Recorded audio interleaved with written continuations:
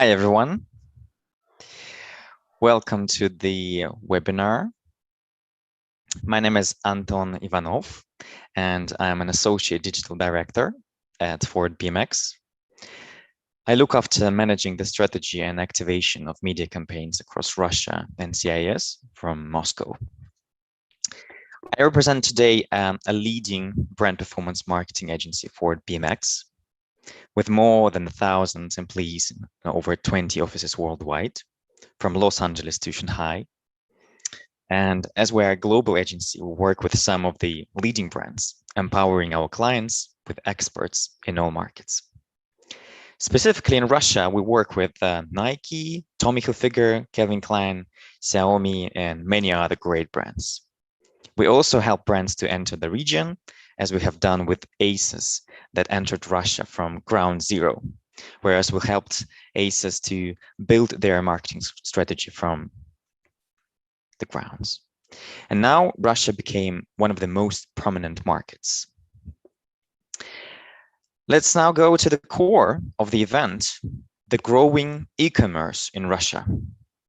Today, we have two presentations by few great speakers from Yandex and the Hut Group.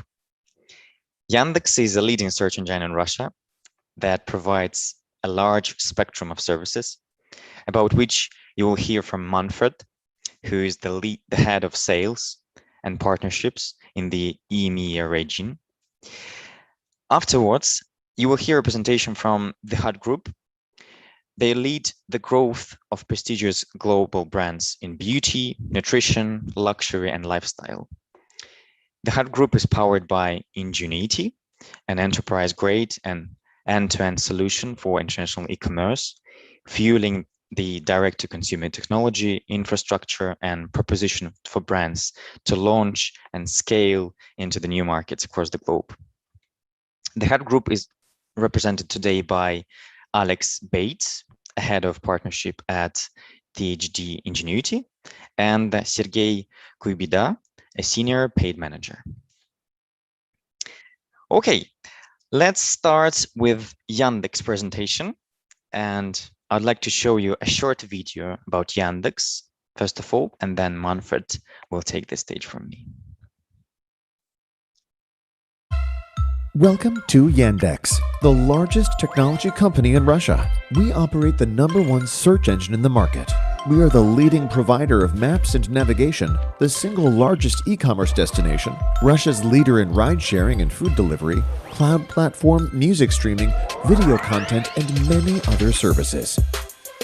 The Yandex digital ecosystem powers people to do all kinds of daily tasks, from online shopping and food delivery to booking a taxi, all based on world-class technology created by talented engineers.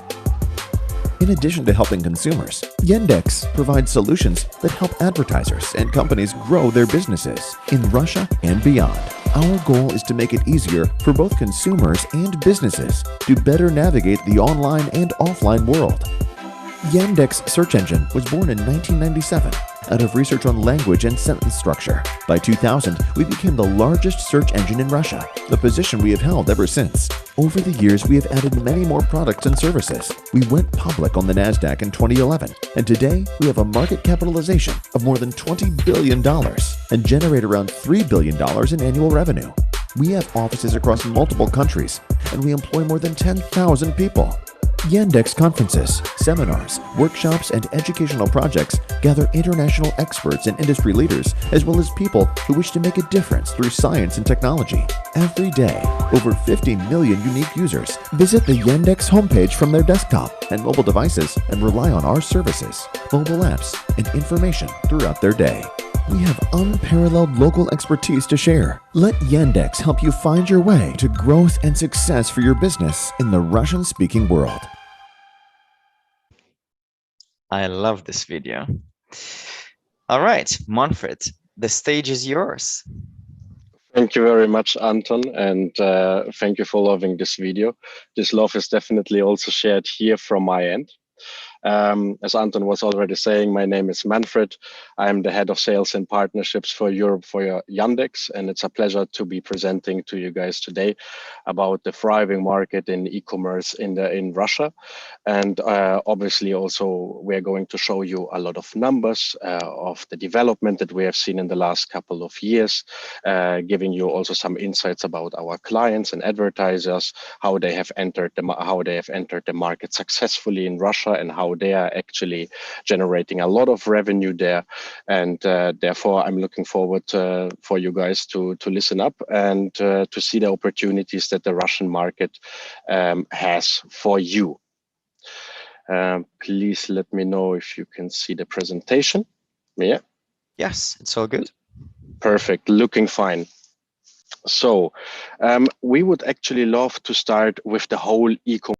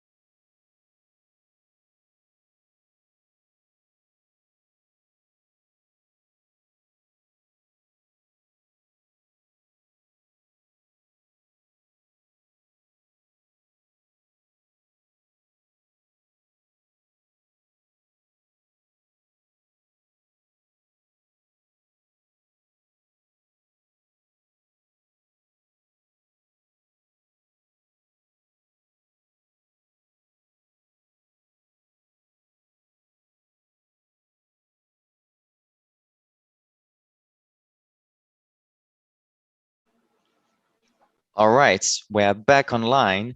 Apologies for technical issues. 21st century, a lot of data centers. We'll get back on where we left. So Manfred, back to you. Yes, guys, welcome back. I hope that this time we can continue without any technical kind of challenges or without any technical stop. So I was already starting to talk about the e-commerce market and the e-commerce market worldwide. The e-commerce market worldwide is amounting to 4.3 trillion US dollars. This is already showing that e-commerce is a global phenomena, and this is a phenomena that we think is also going to grow. When you're also thinking about it, every one of you also in your life, you are aware of the big e-commerce players. Like, for example, I'm quite sure you came across Amazon in your life, and probably you have also already ordered online yourself from e-commerce and have become actually also a fan of this kind of service, because we believe that also e-commerce is the big future and is also going to be the big future in the Russian market. In the Russian market, you can see the growth of e-commerce since more than 10 years right now, where we have actually started with the development in 2010 with local players. We have actually a growth right now in 2021 of 3.8 billion US dollars compared to 5 years ago. This result was more than quadrupled. And what is quite particular about the Russian market is that in the Russian market, the e-commerce landscape is dominated by local players, particularly. So, for example, in Russia, Amazon has absolutely zero market share because Amazon is simply not active right now in the Russian market. There is the other big player that I will also talk about later in Russia, that is Wildberries, or another local player that is Ozon.ru, that are actually amounting for this kind of revenue that is currently generated. And also the estimation is actually showing that in the future we will see a very, very similar growth than what we have seen in the past, and that this growth will actually quadruple in the next 4 to 5 years, and that we see also that these local players are investing in the ecosystem in e-commerce, in the infrastructure, in terms of pickup points. They are getting better in terms of delivery, in terms of their checkout processes. And this is obviously something that a lot of international advertisers, brands, and players have also realized, and therefore also decided to join the Russian market just recently in the last couple of years, and that are still continuously coming to the Russian market in order to obviously generate revenue there, find new customers there, because the Russian market actually really has a lot to offer in regards to this.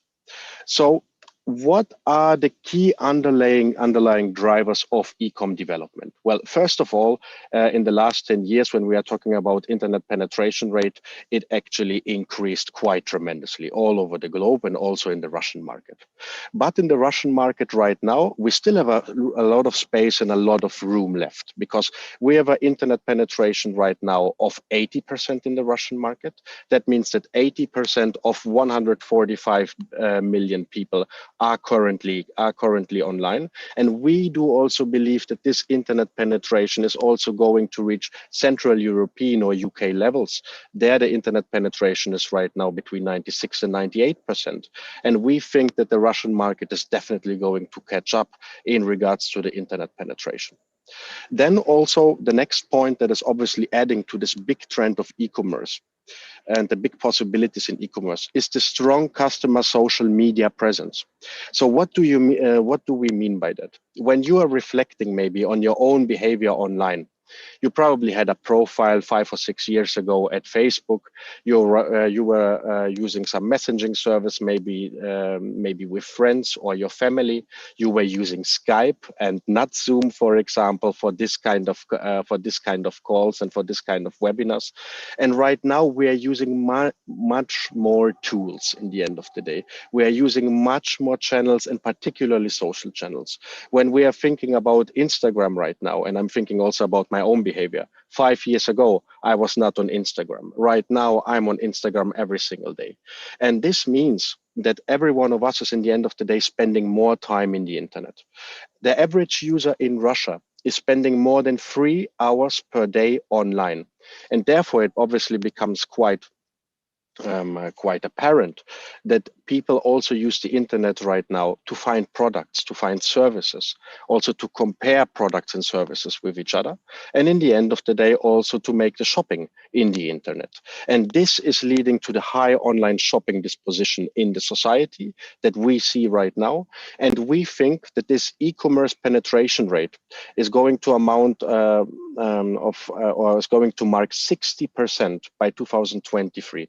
Let me maybe elaborate. What do I mean with e-commerce penetration? So here we are talking about people that are buying online, people that already have bought products or services through e-commerce. And we think that almost 2 out of 3 people in the year of 2023 is actually going to buy in the internet in the Russian market.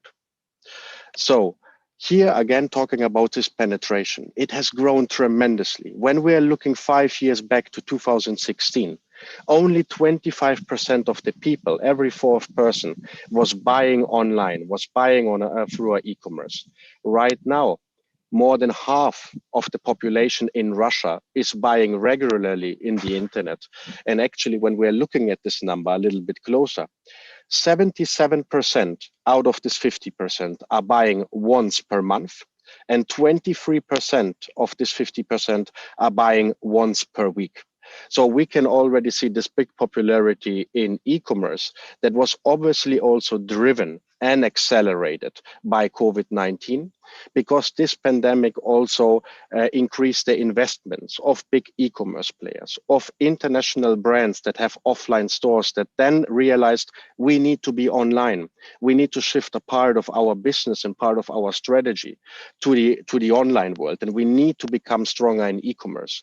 So COVID-19 definitely has been an accelerator for this kind of trend, and also an accelerator when we are looking at the penetration and number of users. So when we are talking about total number of users right now, we have between 62 to 66 million e-commerce users. This is again to say active e-commerce users that are buying at least once per quarter online. And this number is also supposed to actually increase.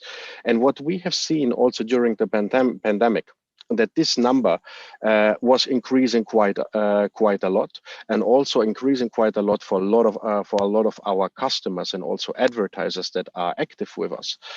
We have seen around 6 million unique new buyers that were shopping in international e-commerce in the Russian market, from brands that before that were majorly offline, but that invested right now in the online, in their online presence and in e-commerce right now. So when we are checking how much is the average user spending right now on e-commerce, we can also see that the average spend on e-commerce is increasing in the last couple of years. Right now, the average user is spending between 375 to 393 US dollars per year on e-com, and we also believe that this number is going to increase. That means that not only the number of total unique people that are buying in the internet is going to increase in the Russian market, but also the average check in the end of the day is going to increase. The average amount of money that is being spent on e-commerce is definitely going to increase. This is what we can see in different sources. Just by the way, these are official online sources, in this case also from Statista. Before that, you have seen slides also from GfK. So this is not only Yandex internal data, but also external sources that we have used here for this presentation to show you the ability of the Russian e-commerce market. So when we are talking about annual market value, it is important also that we are sharing, that we are making a division here between domestic and cross-border. Let me just explain you shortly what is domestic and cross-border. Domestic is an e-commerce player that is locally and that is selling locally. A cross-border e-commerce would be, for example, you sitting in Europe or in the UK and selling your products or your services to the Russian market. This would be considered cross-border. And what you can see here, particularly when we are looking at 2019 compared to 2020, is the huge growth of domestic e-commerce players in the Russian market. This was particularly driven by the big players that I'm also going to talk about in the next slides, that were investing in the infrastructure and that were growing with an accelerated pace. At the same time, also, the amount of money for cross-border stayed quite stable, but cross-border also felt the pressure from the local players that became very strong, that invested a lot, as I said, in the infrastructure. And this is the kind of market space that we see right now. So we saw a big growth from 2019 to 2020, and we do believe that we are also going to see this kind of growth in the next year. So let's check. What kind of online stores are out there? what are people buying in the Russian market? This is data from Data Insights. Consumer electronics is remaining the number one. 30% of all purchases in the end of the day of all the online stores are coming for consumer electronics right now, followed by do-it-yourself or good for home and home improvement, and by clothes and footwear. What is, however, very important to say is that each and every single of these product categories is currently growing quite a lot. So for example, in fashion, we see right now a year-over-year growth of more than 20%. And what I mean here is we are already comparing the numbers from last year, 2020, where we already saw an accelerated growth due to COVID. And this growth is continuing right now in 2021. And also other smaller categories that you can see here are growing quite exponentially right now and aggressively in the Russian market. So who are these local players? Who are these local stores that we see in the Russian market that are amounting for this growth in e-commerce? The biggest player in Russia, twice as big as actually the second biggest player in Russia, is Wildberries. Tatiana Balchuk is the Jeff Bezos of the Russian market in the end of the day. She has founded Wildberries in 2004, and she has made the biggest e-com of Russia out of it. And what is actually quite cool also about Wildberries is they are going right now with their approach abroad. So you can also on Wildberries right now in Central Europe and in Eastern Europe, for example, order goods and order products right now from Russia. So also Russian e-commerce is going cross-border.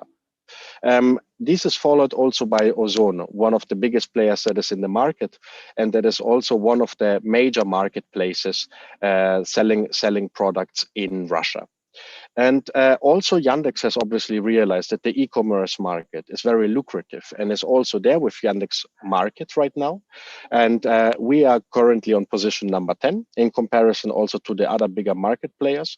And this is just showing that a lot of people, a lot of companies are right now investing in this kind of space. And there's still a lot of space left also for international companies to become active and to be active here. Let us talk about pickup points, delivery, and checkout in the Russian market, because as you can maybe tell from my name, I'm not from Russia. I'm actually from Germany. And I thought, okay, I can probably compare the things. So a pickup point maybe in Germany looks the same way like in Russia. Delivery, probably the same all over the world. And here I came across a couple of differences. And this is what I want to show you here just slightly. So that's a pickup point, and this is a pickup station that you can see, for example, in Germany. This is provided by DHL. And this pickup station is actually nothing else than a parcel locker. Yeah, you have your terminal, you're going to the terminal, and you are actually picking up the good that you have actually ordered in the internet. It's actually fast. It's actually quite convenient, because also the this kind of pickup stations, or how they are called here, Packstation, have been actually also introduced in all major cities, also in smaller cities in Germany. But the experience that I've seen in a pickup station when I was actually ordering goods in Russia was already quite different. So here I'm showing you some examples from Moscow and St. Petersburg as well, of these two players, yeah, that we were also mentioning beforehand, with Ozon on the left-hand side and Wildberries on the right-hand side. So here at Ozon at the left-hand side, you see also this kind of parcel locker. But this parcel locker is actually taking a small space out of the whole experience that you are having at Ozon right now. You have someone, a human, that is working there, that you can ask questions about your order, where you can check and also actually send back your parcel straight away. And the coolest gimmick for fashion in the end of the day is you can try on the fashion straight away that you have actually ordered online. And then you can return the items that you didn't like and take home the items that you have liked. And I think that this is a quite cool development that we see, that these e-commerce players are also becoming quite strong offline. And they are also building experiences offline right now and investing a lot in this kind of infrastructure.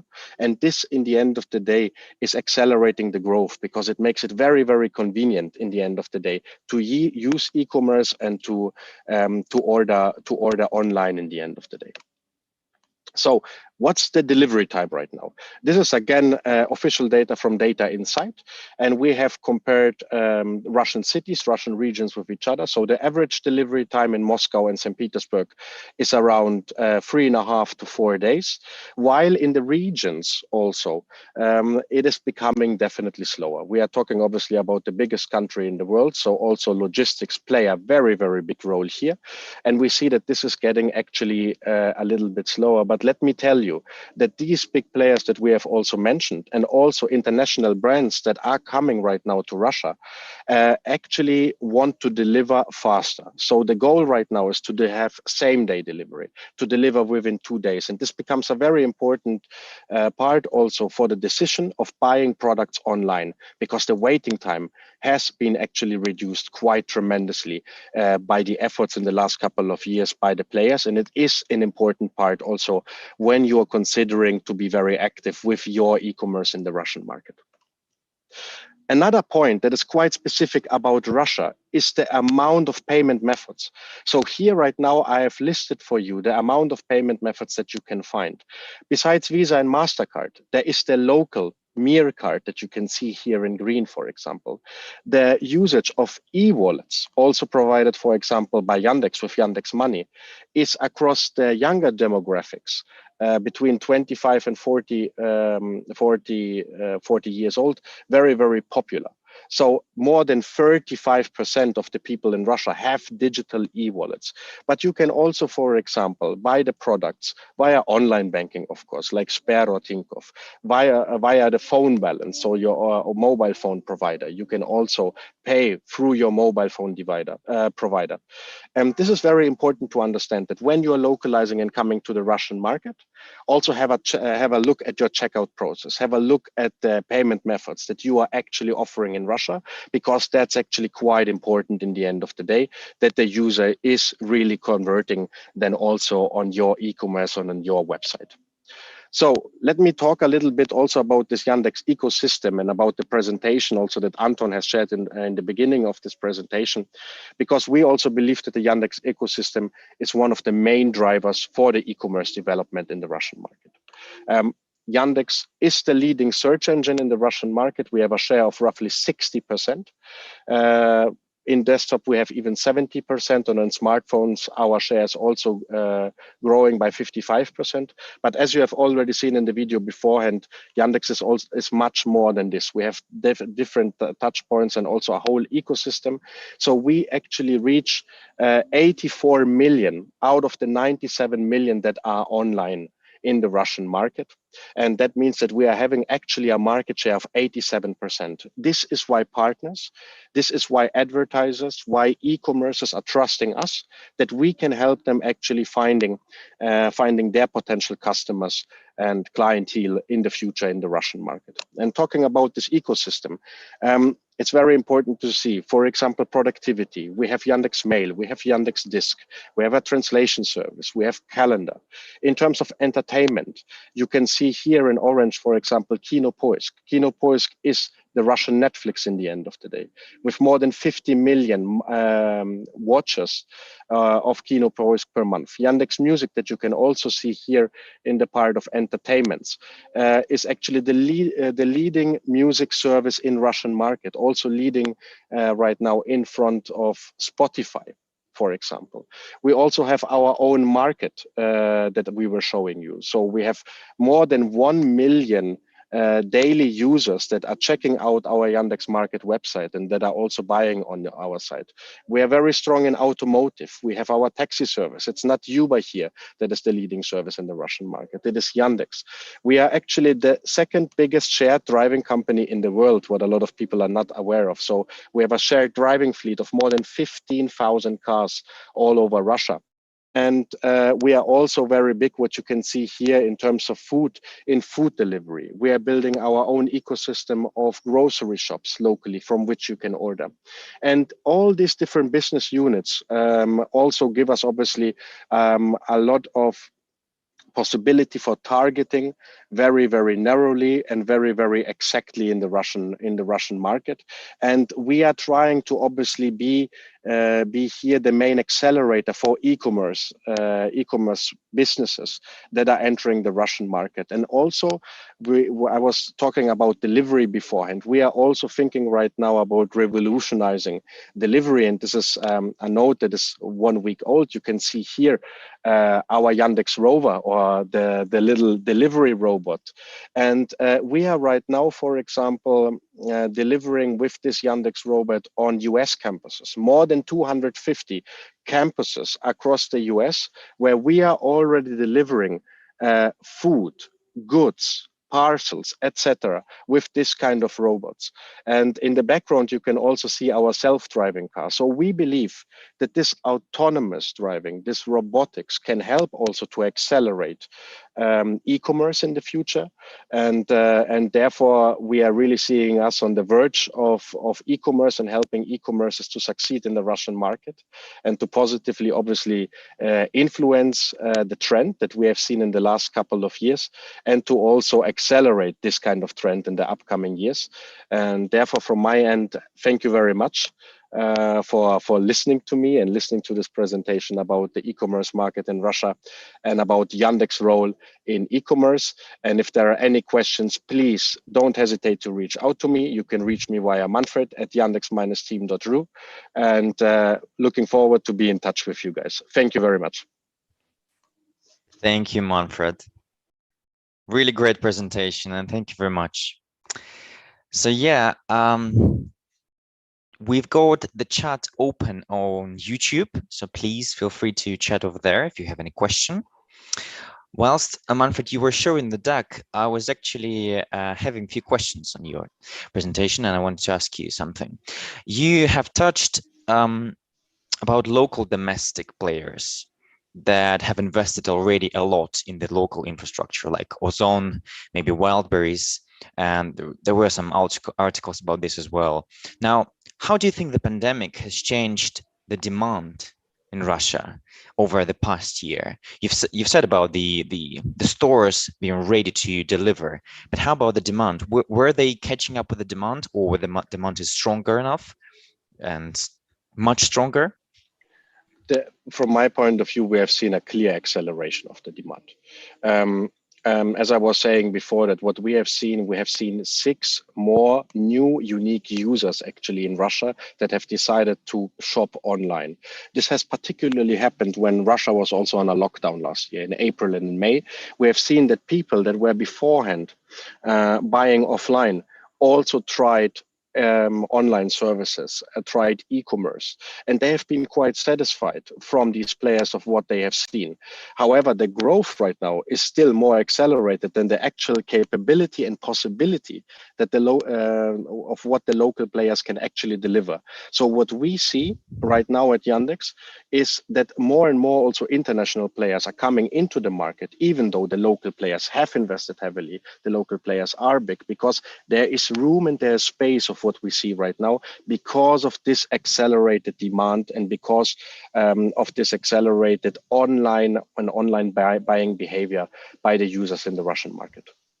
That's good. That's good to know that there's a lot of room to invest for those who listen now, us and watch us out from around the globe, and for those businesses who are ready to invest in Russia. That's really great to hear.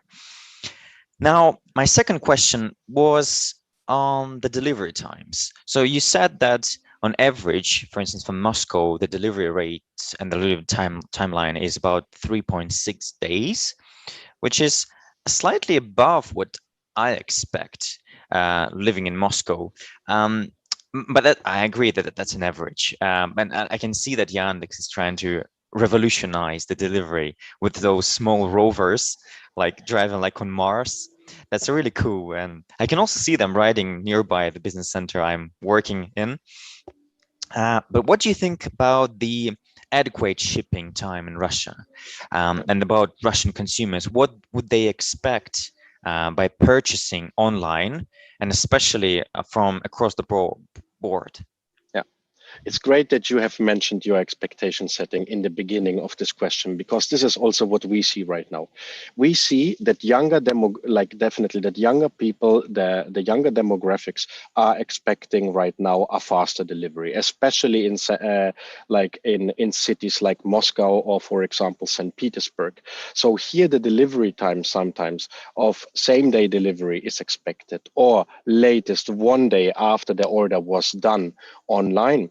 And companies have also realized that this is something that people are demanding, and also something that people are willing to pay for.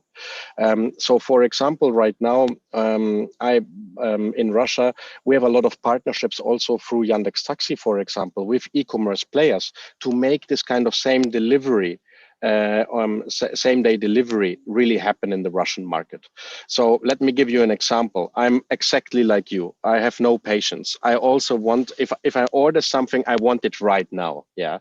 And right now there are a couple of solutions in Moscow and St. Petersburg, and the record is 1 hour and 20 minutes for a coffee machine that I have ordered in St. Petersburg. That was delivered by Yandex Taxi. And this is something that that is absolutely amazing me, this kind of pace of not only same day delivery, but actually delivery within 1.5 hours.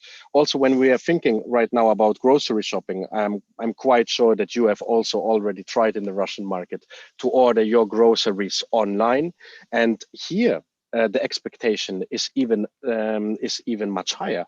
So for these groceries to deliver much faster, the record here, I can just give you this number from St. Petersburg when I made an order on Yandex Lavka, for example, for a big water delivery, actually, because I was too lazy to carry this water myself. Yeah, poor courier. Was 11 minutes. I ordered the products, and the products were at my doorstep within 11 minutes. And this is absolutely, I mean, for me, coming from Germany, is absolutely impressive in terms of the speed and of the pace that I see right now in the market. And this is something to be also really aware of. When you're coming in as an international player, the delivery time that you offer, maybe around the world, or for example in Central Europe, might not be enough if your target audience is young. Because this young target audience in the age between 20 to 35 or 40 is expecting a faster delivery, while the older audience is actually quite happy if the products are arriving in the very same week, because they're still used to the pace and the delivery of the Russian post that was notoriously slow. So for the older audience, fair enough to deliver after even 1 week. Younger target audiences demand already much more from this kind of e-commerce shops. Yeah, thanks for your answer. It's quite wide in range, and well, I obviously can see that millennials and those who were born in the 90s or 2000s, the 2 decades before, they're driving the next day delivery, and they're driving the services that will meet their expectations nowadays. Okay. I have one more question I have listed here. So what would you recommend for those brands entering in Russia in terms of the channel split? So maybe you've got some example of one of the efficient campaign where Yandex has helped the brand to enter the market and to tap into the market as a trial to test the market, whether or not or to invest. What would you recommend in terms of channel splits, maybe? Can you give me some example? Yes, absolutely. Let me give you two quite different examples here. In the beginning, what we are doing when we have the interest of an international e-commerce or an international brand coming to Russia, the very first thing what we do is we are checking the brand awareness in the market. That means, are there already enough people in the market that know your brand, that are searching for your brand, and that already engaged with your brand? Because if that's the case, it's obviously brilliant to start small, for example, with a branded campaign in terms of contextual advertising, for example, a search campaign, after that covering generics, yeah, Obviously, before that, making sure that your impression share in terms of the branded traffic is high, is 90% plus, so you're getting this branded traffic. And then after that, following up with display activities in terms of smart banners, for example, for retargeting, to catch the users that didn't convert in the very beginning. And then when you have actually processed the demand that you have in the market with your e-commerce through the marketing activities, you can think about how are we going to win new users that might be interested in our brand, and expanding this with upper funnel activities in terms of media campaigns. The other way around, also what we have seen, we have also had several clients this year and last year that were entering the Russian market and that actually had comparably a very, very small brand awareness. So here, we actually started the other way around, because we understood we need to build up the brand awareness. That means we are starting with a big media flight.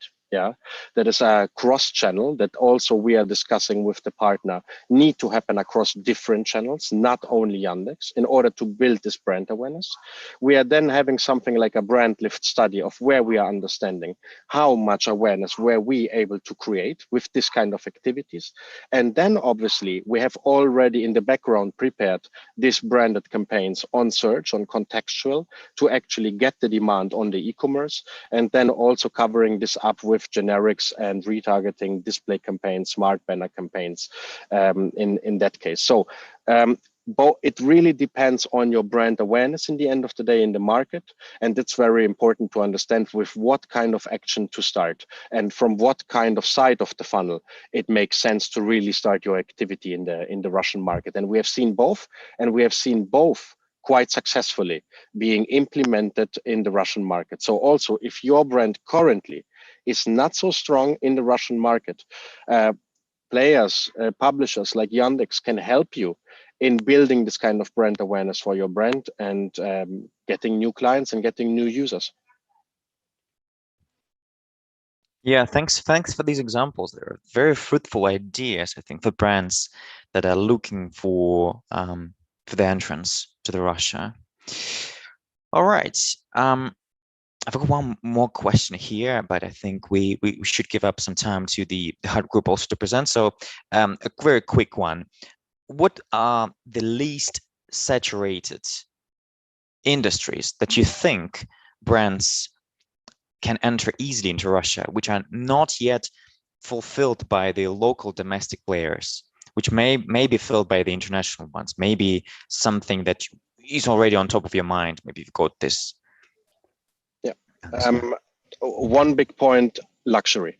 Luxury is right now a big opportunity that I see. Luxury was in the past always relying also on this offline store experience that they are providing, and right now we see a lot of this luxury players entering the market. And here I see a big potential for any brand, for any luxury player that is entering the market, because people are willing to buy luxury items, luxury watches, etc. right now online. Anything that is related also to sport nutrition, etc., is still not fully saturated. There is still a lot of room for growth. So I also personally believe that we will see a couple of players also entering here, because this kind of search queries are showing that the demand is actually bigger than the amount of players that are active right now in this field. And still another point is, when I'm mentioning right now fashion, you might think, oh, it's already the third biggest category from the slides that I've shown you. But fashion actually has the most tremendous growth in terms of e-commerce right now that we see. They're growing with more than 20%. And what we believe, what we are going to see, is a much clearer shift from offline to online. So we think that this is a trend that is going to continue. And therefore, even though it is already big, we see enough space, enough room also to enter here. Generally, at the moment, every category is growing on e-commerce, so there is an opportunity everywhere. But these are the three top industries that I would mention, or categories that I would mention right now, where I see still the biggest potential. I see. Thank you very much, Manfred. Thank you for your answers. It was really great to hear your top of the mind ideas. All right, now then pass the word to our next speakers, Alex and Sergey. Hi guys, how are you doing? Hi, Anton. No, I'm very well, thank you. Very well. And I guess just before we start, thank you again for inviting us to speak today and have the opportunity. That was a fantastic intro from Manfred. And yeah, looking forward to actually picking up on a few of the key themes he mentioned there and putting things into context a little bit more with one of our own brands and the story there with how we've managed to grow into Russia. So I think we've got the deck opened. Wonderful, thank you very much. Well, yeah, if you could just click forward, please, Anton. So yeah, really looking forward to the session today, to introducing everyone on the call to THG, for those of you who aren't too familiar with us and what it is we do. And also talk, as I mentioned, a little bit more about really how we've helped take one of our flagship brands cross-border, really grow into Russia with a very strong localized approach across the border, fully end-to-end e-commerce. And then we'll go on and talk a little bit more about firstly the technology, and then also the operations, the digital first approach to that localization, both again in the context of Russia and some of our client brands, but also putting that into context more broadly, how that approach can be replicated into other markets as well. So for those of you who aren't aware, I think Anton did a wonderful job of introducing us at the beginning, but THG, in the way that we would describe ourselves, is we are one of the leading digital first brand builders and retailers. So if you could just click onto the next slide, please, Anton. So just to kind of maybe set the scene a little bit, because I think understanding the journey that we've been on as a company, where we've come from and how we've grown is really important to understand, the approach that we've taken in Russia specifically, and how that's led to success for one of the brands in particular that we're going to be talking about today. And well done, Manfred, for mentioning sports nutrition there at the end. So for one of the brands that we're going to mention today, but more broadly. So we began life 17 years ago here in Manchester in the UK, and we started off really just building white label websites for large UK-based retailers, so the likes of Tesco or Asda, or I think Woolworths was still around in the UK back in those days. And that part of the business grew to the point where we became a brand owner ourselves. So this is really important. This is what a lot of people know us for, is that we are one of the world's foremost owners of lifestyle, nutrition, fashion, and retail brands. And what we did, it was sort of around 2010, 2011. We started buying up, in particular, these two flagship brands that you can see here. So Look Fantastic and MyProtein. Now, when we bought these brands, they were very, very small, sort of £20 million GMV UK-only brands. And between then and now, what we've done is we built them up to become, you can see the figures here, in 2020, both turned over almost 600 million sterling in sales. We expect that to be around 700 million by the end of this year. But what we've done over that period of about a decade is take these from being very small, UK-only brands, and really scaling them up to be, firstly, global leaders in their categories. As you can see, Look Fantastic is the largest online beauty retailer globally. MyProtein is the largest sports nutrition brand globally.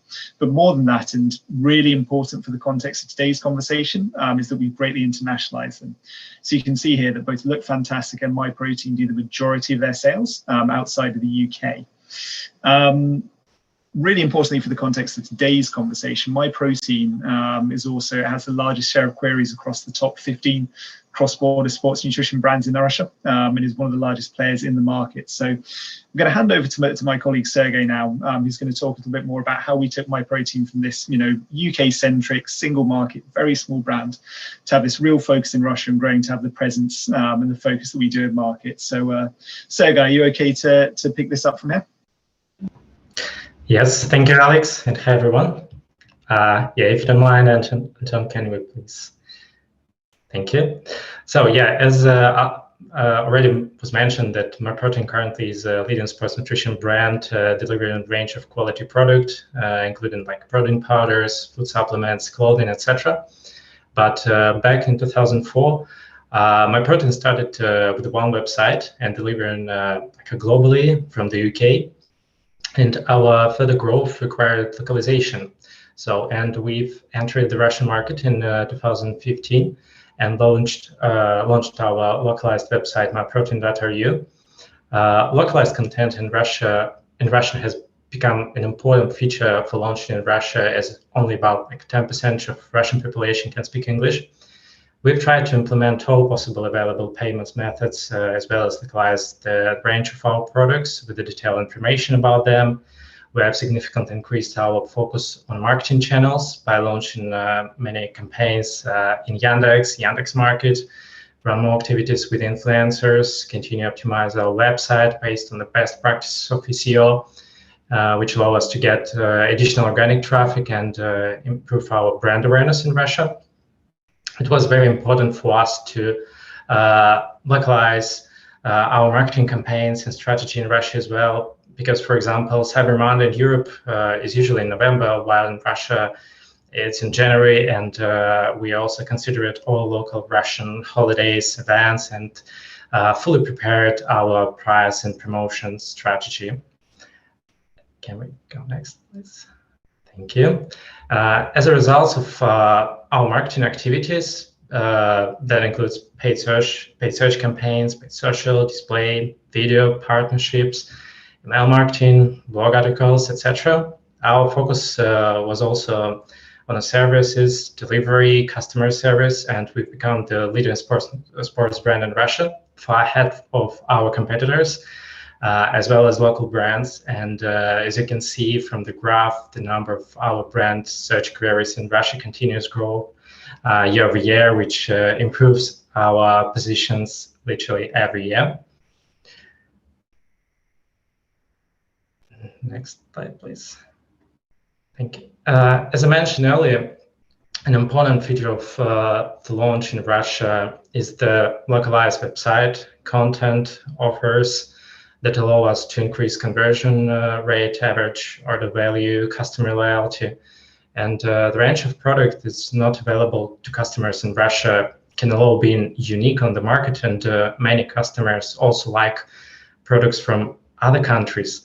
Obviously, fast, free delivery are top priorities for Russian customers, as already mentioned many times, and which also can help to increase the conversion rate and the number of new customers. Payment methods allow to increase customer loyalty as well as conversion rate, the number of orders, since not all the users are ready to pay by bank card. It can be Yandex Money or Kiwi Wallet or something else. And the development of special unique products for customers allow us to be closer to the Russian market. So, and based on these insights, can we go further, please? Okay. We have successfully optimized our website and increased the return using a localized version of the website with the products which are available from different warehouses from the UK, Poland, where we check the quality of our products. Delivery service has improved significantly during over the many years. We've significantly improved the average speed year over year, and it's mainly because of our cooperation with the leaders in Russia, such as Boxberry, Russian Post. According to research, what I've seen by Yandex Market, about 60% of users prefer collect points, and we also provide this opportunity with the Boxberry. And the additional payment methods allow us to increase the loyalty and satisfaction of our website visitors, customers. And we launched localized flavors of our products, such as Napoleon cake and wild strawberry, and many, many more. Yeah, if we go further, research says that, and we already seen that Russian e-commerce will continue to grow significantly. And as we already discussed it as well, during the pandemic, we've noticed a significant increase in demand, for example, for vitamins products, and people have begun to focus on home workouts due to the lot of restrictions. Customers started buying more products for sports and home. And of course, Black Friday, Cyber Monday, and other events were still very important for all the industries in Russia, and we obviously will see and expect to see strong growth in the further years. Sales TG brands in Russia are growing due to the completely localized experience. As we already seen in the example with MyProtein, our sales are growing significantly due to the important features of the Russian market, such as content, focusing on what is important for Russian customers, offers, building loyalty by improving delivery services, customer service, additional payment methods, paid search, social strategy, etc., etc. An important point in Russia is regularity landscape. Russian laws are very different from the European ones, and there are many nuances where TG can fully assist with the product registration, for example, or local complaints.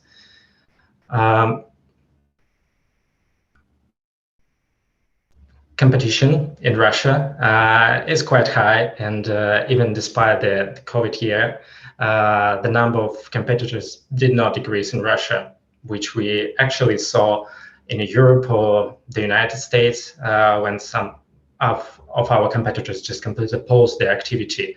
But in Russia, it's still growing, and many local companies and foreign companies trying to invest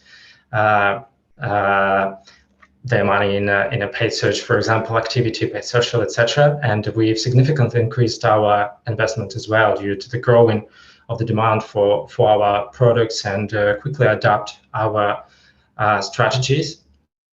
We have continued to expand our partnership and invest in our brand awareness channels, and as we can see, we're getting really good results. And there are some results what we've got in 2020. We saw an increase in traffic by 5% year over year, while the growth in our revenue was more than 10%, 11% year over year, which is great to see.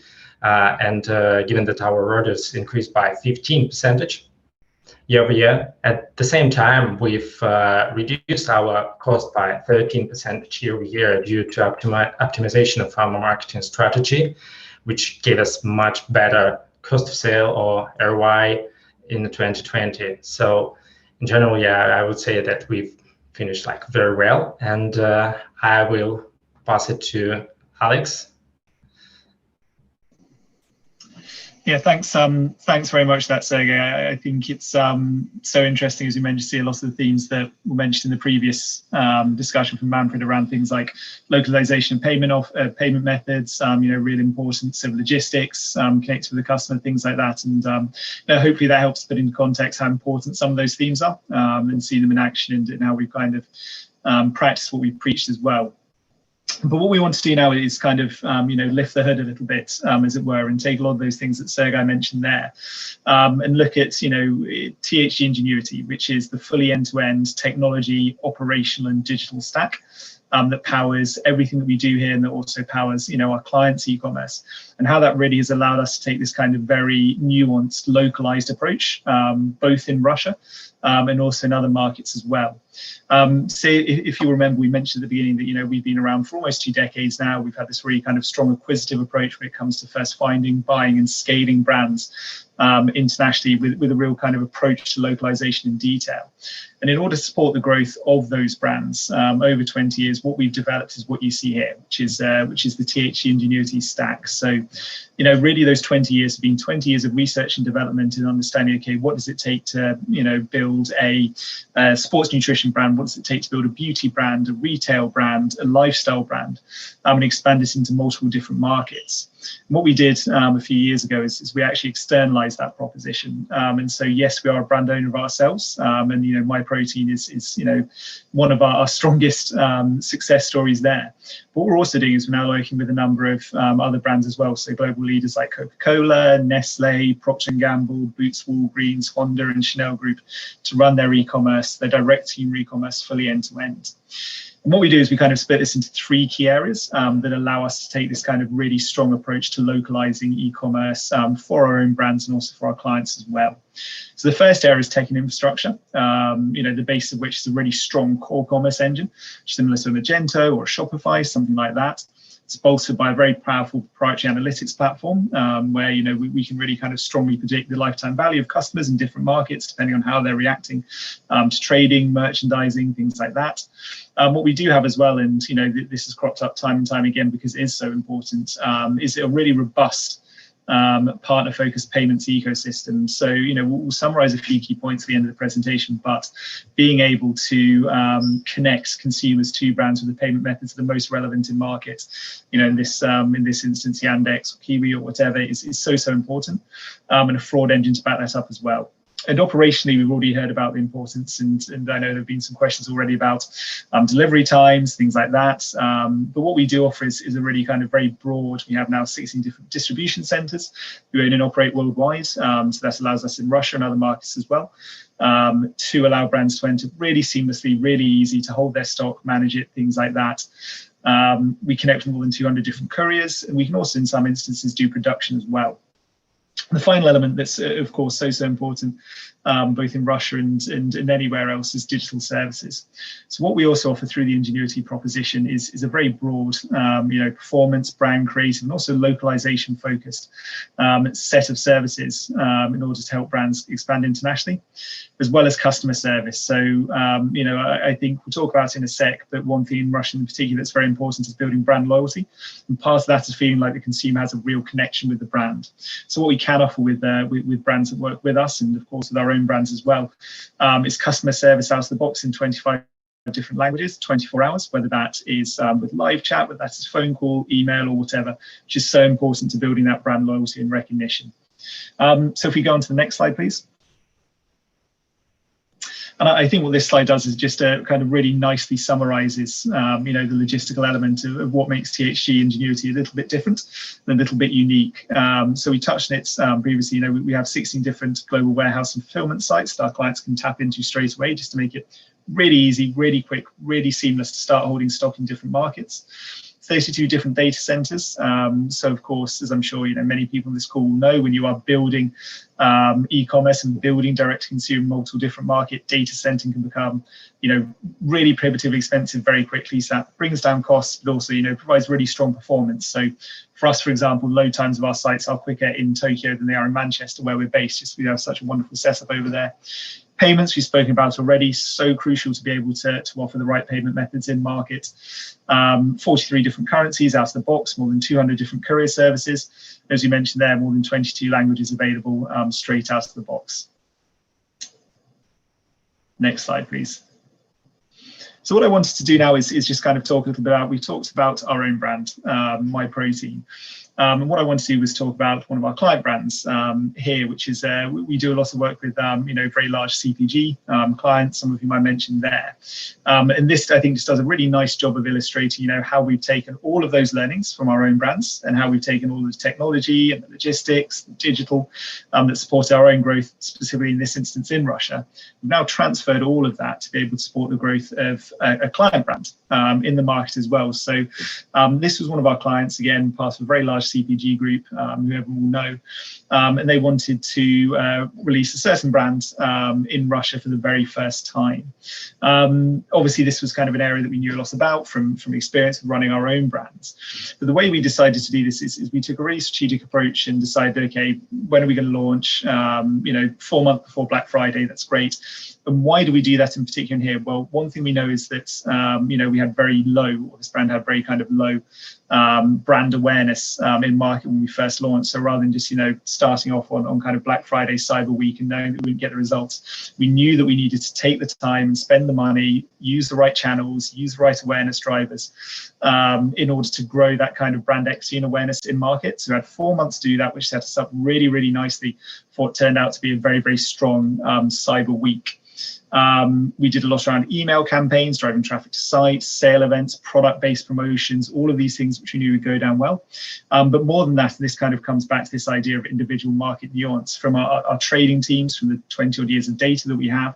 What we knew is that consumers in Russia, perhaps more so than other markets, really highly value brand loyalty and trust. So what our trading teams focused on in this instance was developing this really strong, really powerful incentivized referral program at the heart of everything we did with the clients. So that was driven by this organically grown email database. And you can see there at the bottom, what the results were compared to the previous year. We had an increase, more than 150,000 visitors, 89% increase in revenue, and 2.5K organic email growth. So it goes to show how taking that kind of holistic approach, firstly to launch in market, but understanding those individual nuances is really crucial, to launch in Russia, but in other sites as well.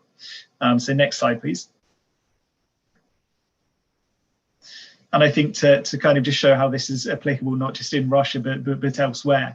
A really nice example of this is some of the work that we've done with a very well-known brand, LMS, which is part of the L'Occitane group.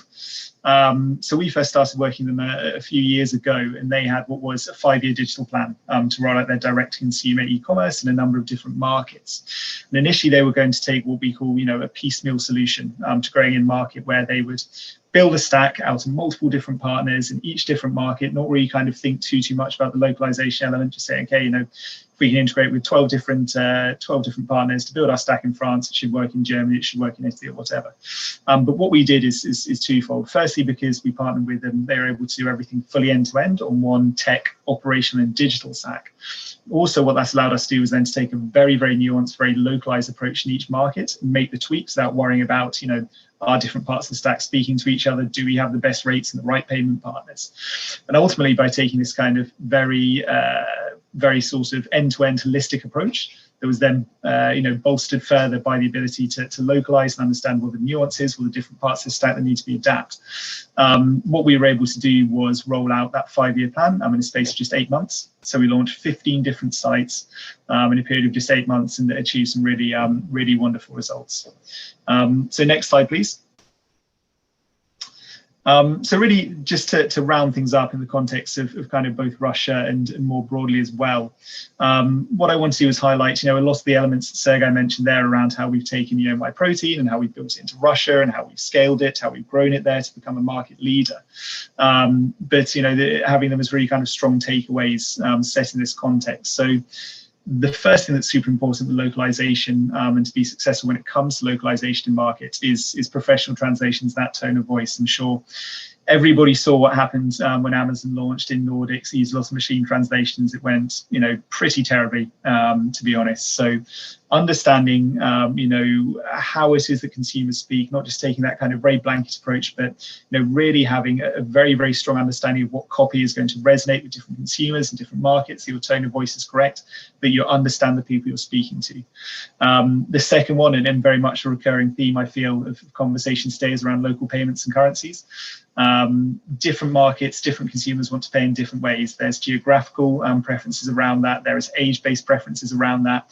But really understanding, what is your product, who are you looking to connect with in market, what markets are you looking to connect with, and making sure you're offering the correct payment methods is just so important. Localized SEO and marketing, I think Sergey did a fantastic job of talking to some of the different kind of stats that show how, investing in the right partner in market, and our partnership with Yandex is just the most wonderful example of that, of how that can drive success, not just around an initial launch, but also moving forward. Pricing and promo strategy is very important. What will work in one market certainly won't work in another. So understanding those different price points and how that, relates to the product you're selling is so important. New product development, I think, is such an interesting one, and a really good example we've had today obviously is around flavors of MyProtein in Russia. So Napoleon cake and wild strawberries works particularly well with Russian consumers, but then in Japan, for example, we have things like green tea or Hokkaido milk flavor as well. So digging into the local market deeply to the point where you actually understand, okay, how does the core product differ and how will that affect conversion rate down the line is so important. And then there's the logistic element and the courier element. So ultimately you want to get your hands into the consumers in the best and the most efficient way possible. So again, understanding who those local players are, who you should be working with, how you should be integrating them. Manfred mentioned it around some of the things that are happening around Yandex, but just kind of understanding that and making sure you are able to get your product into the hands of consumers as easily, as seamlessly as possible is so important. And that is everything from us, I think. Brilliant. Thank you very much, Alex and Sergey. It was lovely to see the in-depth of the different case studies that you did in the past with different brands, and especially My Protein and Look Fantastic.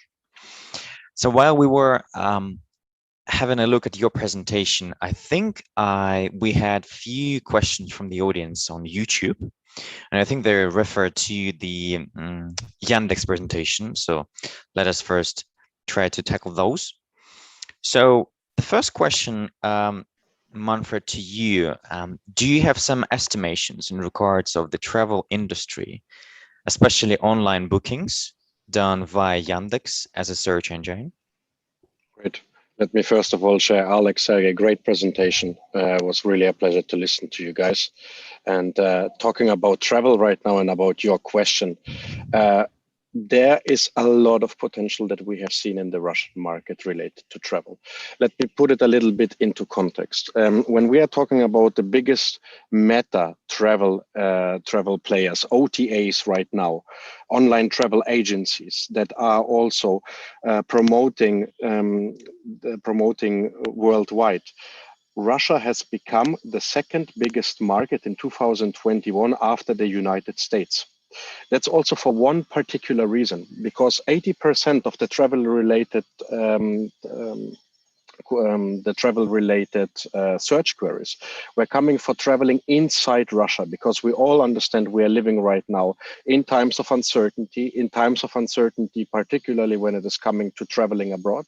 So Russians are actually right now in the end of the day, discovering their own country, traveling within their own borders. So 80% of all the travel-related search queries are right now coming for destinations that are in Russia. The Russian market for this meta players has in 2021 become the second biggest. 60% of the queries are coming in the end of the day from Yandex. So basically really also representing the market share that we currently have with our search engine.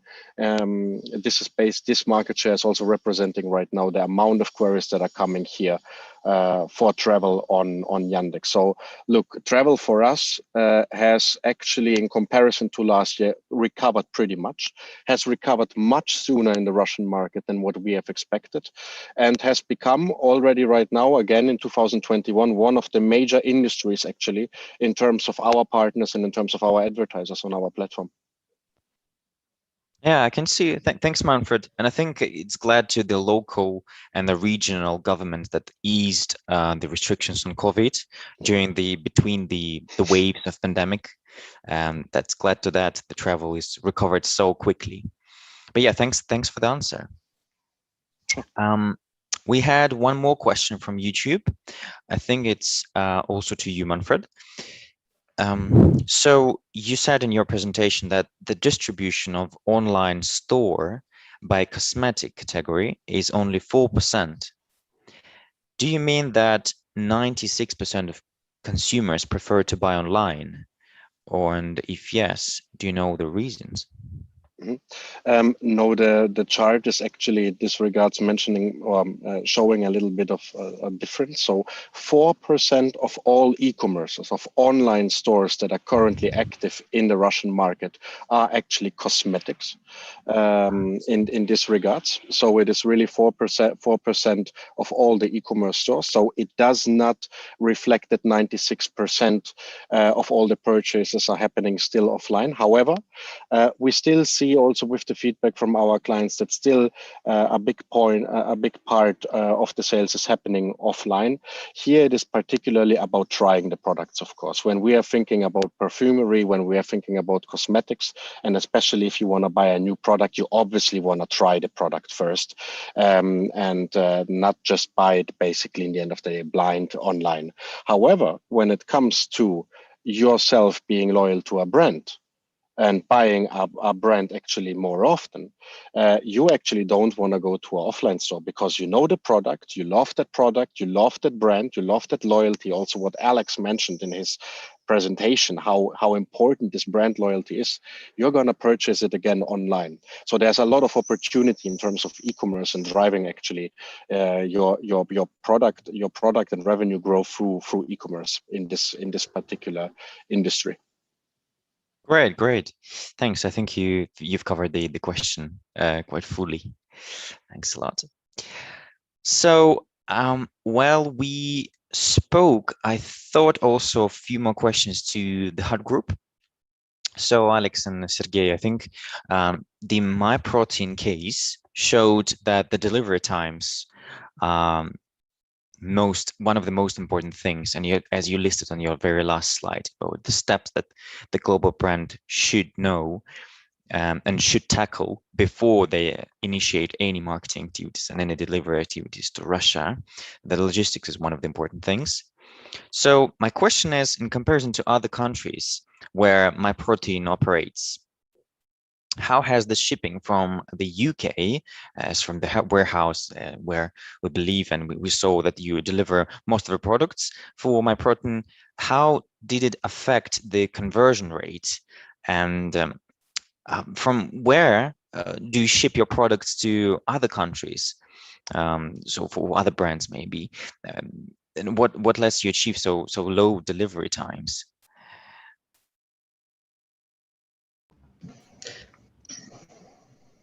Do you want to take that one, Sergey? Yeah, I think I can start and you will add something else. So yeah, in general, I wouldn't say that we saw any kind of negative impact on the conversion rate.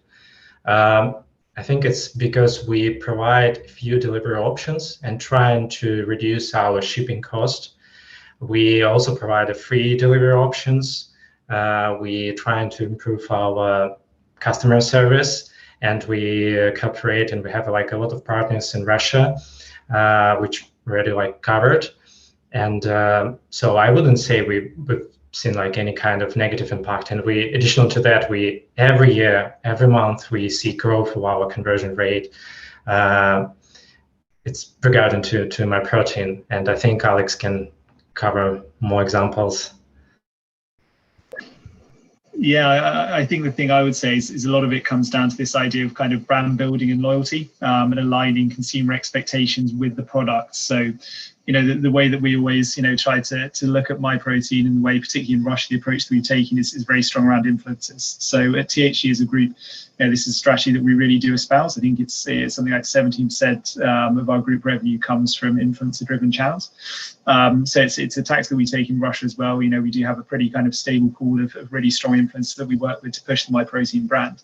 But the way that we look at it is, you know, when people are ordering MyProtein, it's not just, okay, something that is transactional that you're buying from a marketplace like Amazon or wherever else. You're getting something that's special. You're getting something that kind of, you know, plays into your lifestyle, that you will buy again and again and again because you are connected to the brand. So if you are connected to the brand in that way, you're kind of connecting with MyProtein on these kind of influencer-led channels that focus really on the lifestyle and the image around it. Then usually you're not too bothered about waiting that little bit longer for a package. So I think, you know, to Sergey's point, that's maybe why the impact hasn't been there when we are shipping from the UK or from Poland. I see. Thanks very much both for answering this quite fully. In terms of localization for MyProtein, for instance, and for Look Fantastic, for those two cases that you started with, how did you run this, the activation in Russia? Did you localize the website first and then started all your marketing activities and deliveries to Russia? Or you tested first with the existing website in English? So what would you recommend for brands to whether to test or to start initially with a localization?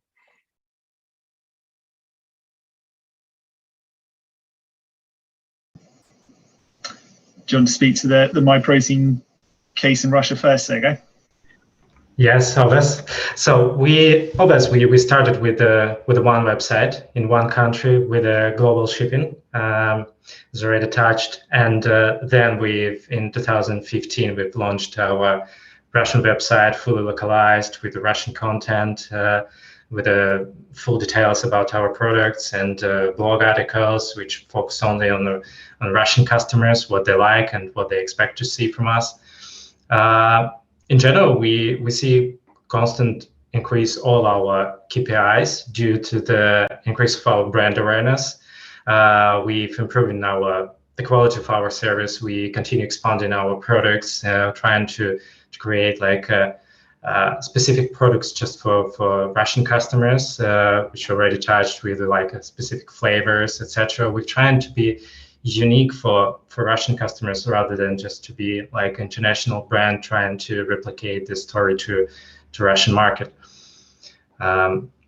So yeah, in general, yeah, we answer to your question. We've started with a global one website, then expanded to because we wanted to be closer to Russian market, to Russian customers. And did you see a high spike of conversion rate improvement once you launched the localized website? Or was it gradual? Definitely, it was a spike because people expected and wanted to see us in Russian finally, because as already mentioned as well, only 10% of people in Russia, unfortunately, can understand English or any kind of foreign languages, and obviously for them it was quite complicated to understand the full details about our brand, how we can help them to achieve their goals and their success, and to be part of their life. So that's why we've seen this quite huge spike in all our KPIs, not only conversion rates, which include like session, etc. And given that, obvious, at the same time, we've launched like a lot of marketing activities, which included like influencers, paid search campaigns on Yandex, social activity, video campaigns, etc., just to aware people that we are currently here, we are closer to you, and we are ready to help you to achieve your goals. Sounds good. Sounds good. Thank you very much, Sergey. Alex, do you have anything to add here?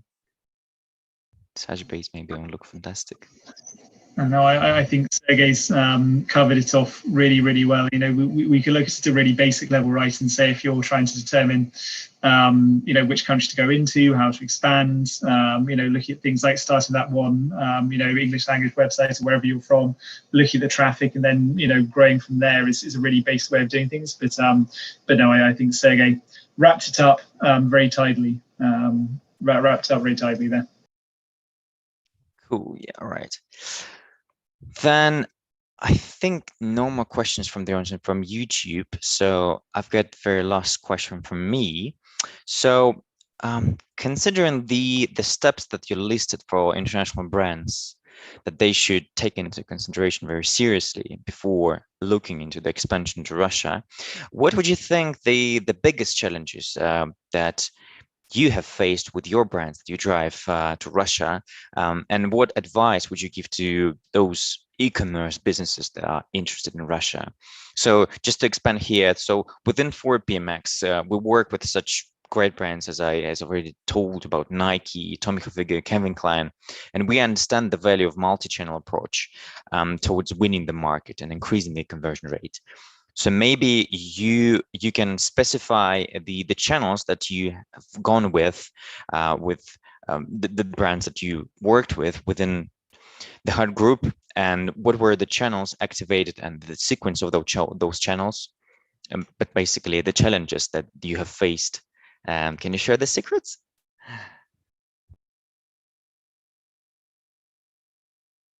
Alex, do you want to share some secrets about Nike, Tom Hilfiger? Yeah, I mean, I'm not sure, say, if you want to talk a bit more about like the challenges you faced in Russia, and then I can talk more broadly about, you know, tips that we have for localization. Yeah. So yeah, in terms of the overall challenges which we faced, one of them, it was delivery speed. Obvious, in Russia in general, people expected to see like very quick, very fast one-day delivery, etc. But as we already talked before, brand awareness, it's quite important piece of this success.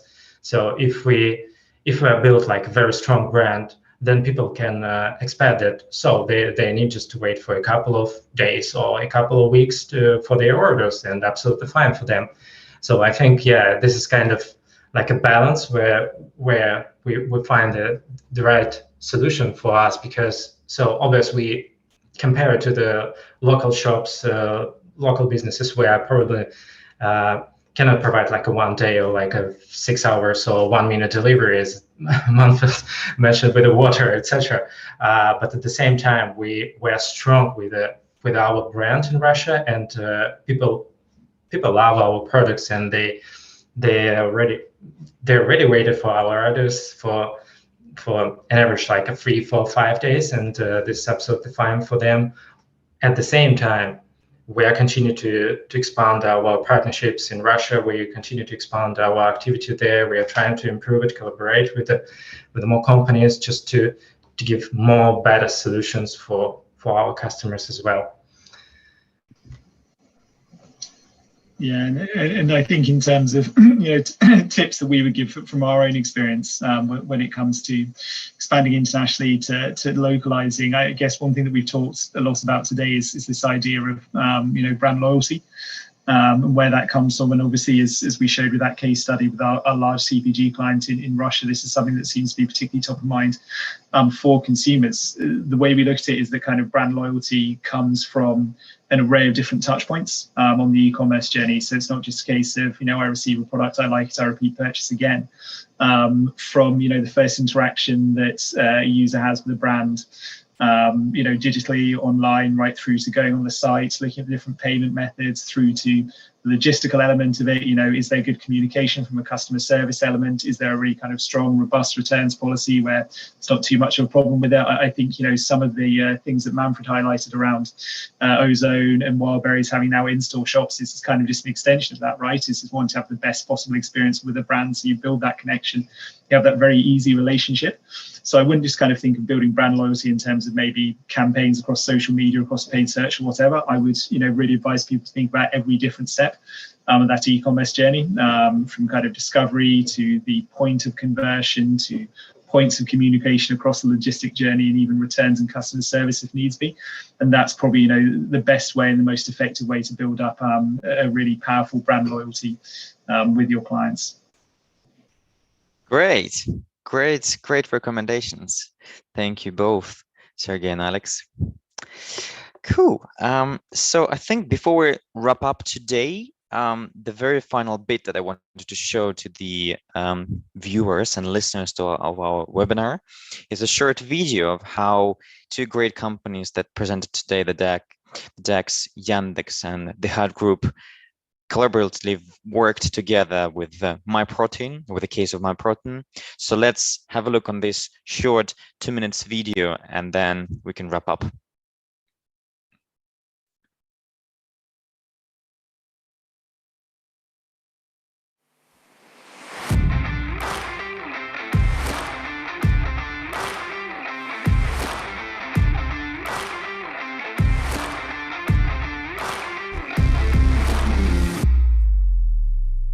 Hi, my name is Sergey Kuybeda, and I am the Senior PPC Manager at MyProtein, and I am responsible for the planning, creation, and analysis of all our paid advertising campaigns, including those in Yandex Direct.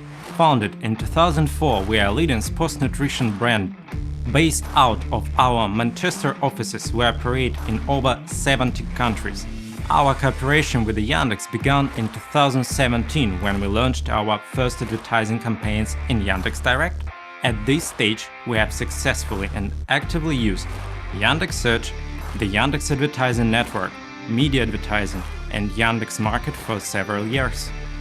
The effectiveness of advertising campaigns is one of the main tasks of the marketing department, as is measured by both our internal analytics as well as Yandex Metrica.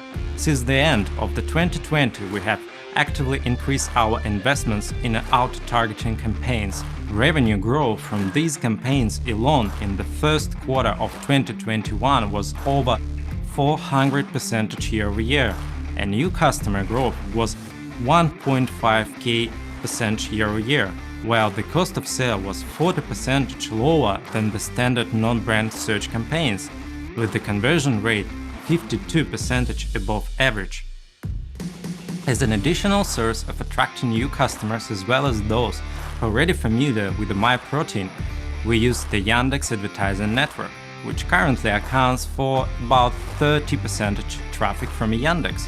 This enables us to capture additional high-quality traffic with its over 300 targeting options.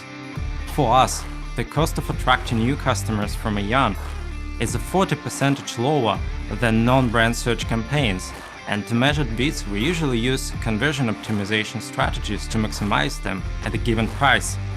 The Yandex team plays a big part in our success. The team both in Moscow and Europe has given us massive support during all our campaigns. You guys rock! That's a very nice ending of the video. You guys rock. Thanks everyone who joined us today at the webinar. I hope you enjoyed the presentations and you had some value and some thoughts on the back of this meeting. So have a good day ahead. Thank you very much, Manfred, Sergey, and Alex, for your presentations and your ideas. Have a great day, guys. Thank you very much.